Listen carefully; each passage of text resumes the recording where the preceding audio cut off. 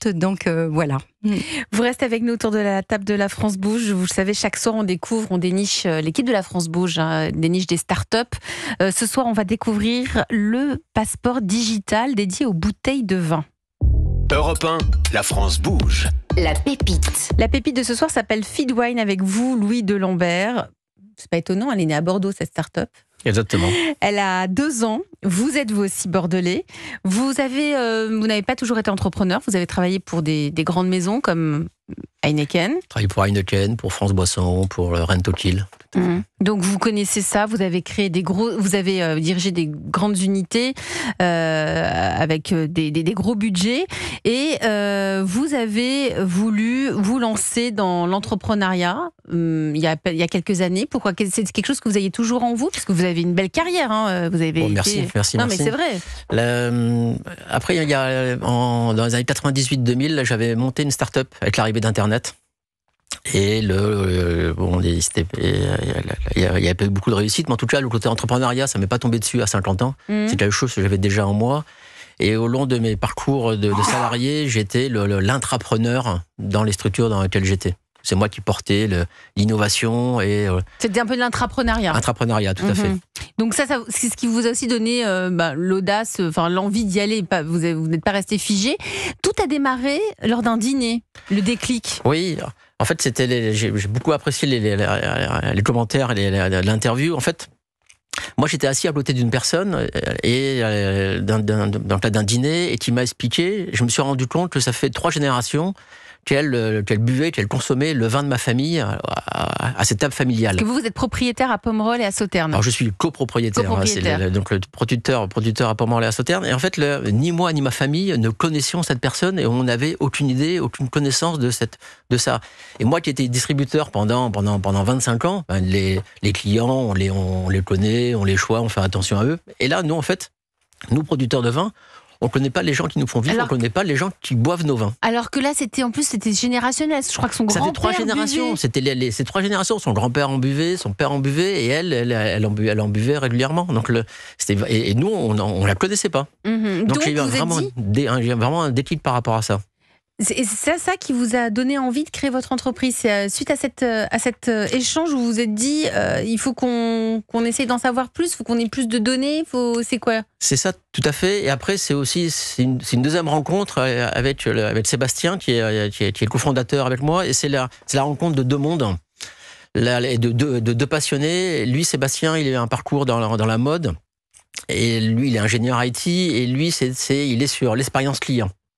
Moi, je suis sur la distribution, avec le développement et la promotion, avec l'humain et au cœur. Et c'est vraiment cette double rencontre qui nous a fait dire allez, on y va et on va créer Feedwine ensemble. Feedwine, vous allez nous le pitcher parce qu'on a envie de savoir ce que c'est. C'est quoi ce passeport digital? On vous écoute, Louis Delambert. Vous avez 1 minute, c'est à vous. Feedwine, c'est une plateforme d'échange de passeports digital dédiée au vin et aux spiritueux et qui est pensée pour apporter de la valeur à 3 acteurs importants de la filière, à savoir le consommateur, le distributeur et le producteur. Commençons par le consommateur. Grâce au passeport digital, on lui apporte la traçabilité complète du parcours de la bouteille et au-delà de l'étiquette, il découvre le producteur, le vin de la personne qui l'a créé. Pour le distributeur, ce passeport devient un véritable certificat de propriété et ça lui permet d'apporter de la confiance et de mieux capter et de mieux connaître ses clients. Et pour le producteur, Feedwine lui offre un lien direct avec les personnes qui dégustent ces vins et ça permet au producteur de pouvoir raconter son histoire, son terroir et ses spécificités. Merci, moins d'1 minute, mais c'est très clair. Merci Louis Delambert, cofondateur de Feedwine. Allez, petit tour de table. Cathy Collard-Gégère, vous êtes la patronne de Maison Nicolas. Votre regard sur Feedwine? Vous avez compris. Après, on va poser plein de questions. Oui. Moi, je trouve ce qui est important, effectivement, sur ce type d'investissement, parce que c'est quand même un investissement, un vin, de pouvoir réassurer, en tout cas, sur sa traçabilité. Et puis, on sait qu'il y a aussi des sujets de contrefaçon. Et puis, forcément, la donnée, je ne peux qu'abonder dans votre sens, parce qu'un des chantiers prioritaires de Maison Nicolas, c'est remettre la data au cœur. Parce que vous ne savez pas qui vient chez vous. Parce qu'aujourd'hui, en fait, on sait que partiellement, et en tout cas, on ne l'exploite pas. Ouais. Et pas assez, et que c'est important aujourd'hui. On ne peut plus faire du mass market comme ça, mais il faut être très précis finalement dans qui nous côtoie, pourquoi, comment, les gens viennent quand, pour acheter quoi, comment.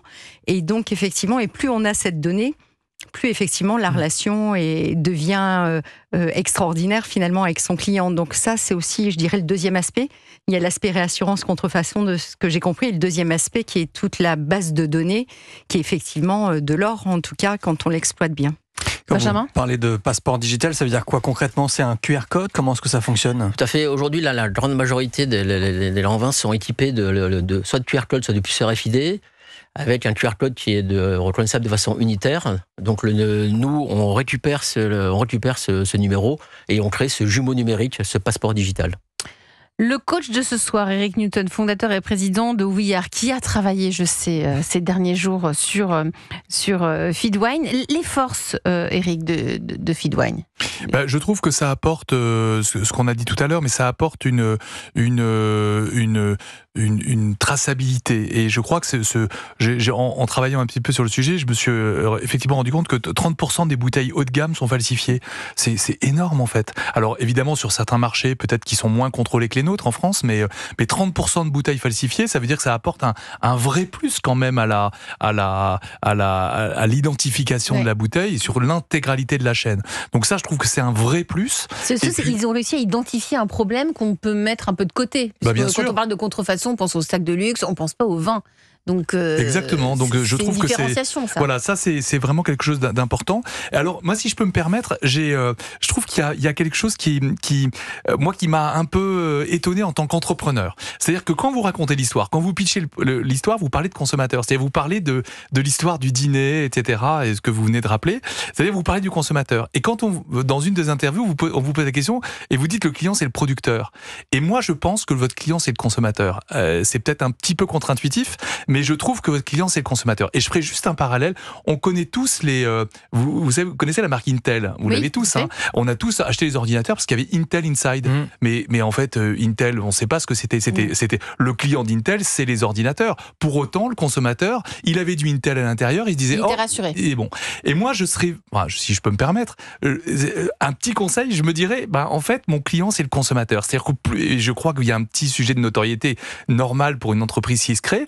Plus le consommateur finalement sera sensible et sensibilisé au produit, plus peut-être il demandera à son distributeur et évidemment derrière le producteur sera d'une certaine manière obligé de le prendre. Et donc moi, encore une fois de façon contre-intuitive, je me dirais mon vrai client, c'est doit être le consommateur. Et c'est l'histoire que vous racontez d'ailleurs. Vous en pensez quoi, Louis ? Oui, Eric, vous avez raison. Aujourd'hui, c'est le consommateur qui a besoin d'être rassuré, qui a besoin de la confiance. Mais c'est au producteur de lui apporter sa confiance, c'est au producteur de mettre en place les mesures de sécurité nécessaires et suffisantes pour pouvoir apporter cette confiance.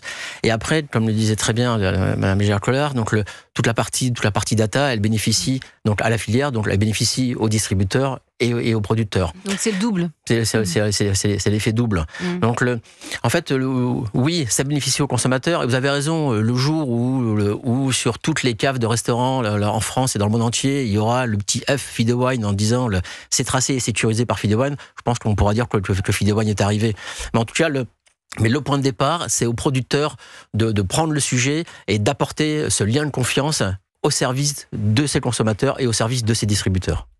Vous n'avez pas parlé du prix. Combien est-ce que ça coûte pour avoir le passeport digital de son vin Alors pour le consommateur et pour le distributeur, ça coûte rien. C'est offert par le producteur et on va de 1 euro à quelques centimes selon le nombre de bouteilles équipées.